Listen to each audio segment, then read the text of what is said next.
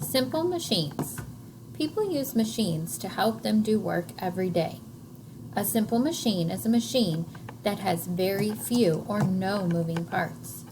To make a simple machine work, a person must apply force to it. There are many different simple machines that can help make people's lives easier. Pulley. A pulley is an example of a simple machine. A pulley is a wheel that has a line wrapped around it. The line is often a cord, chain, or a rope. Pulleys are used to raise or lower objects. For example, a pulley is used to raise and lower window blinds. Pulleys can make lifting heavy objects easier. Cranes use pulley systems to lift very heavy objects to complete construction projects. Inclined plane. An inclined plane or ramp is a surface that is lower on one end and higher on the other.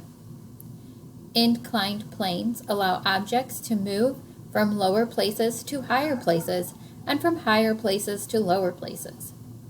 The photograph shows an inclined plane outside a barn. A farmer uses the inclined plane to move tractors and supplies in and out of the barn easily. Wedge.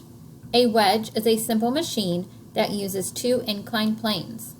The inclined planes are placed back to back. A wedge is used to separate two objects. For example, an axe is a wedge that can separate two pieces of wood. A shovel, doorstop, and thumbtacks are also examples of wedges. Lever. A lever is a simple machine made of a bar. The bar moves when it is placed on a fixed point.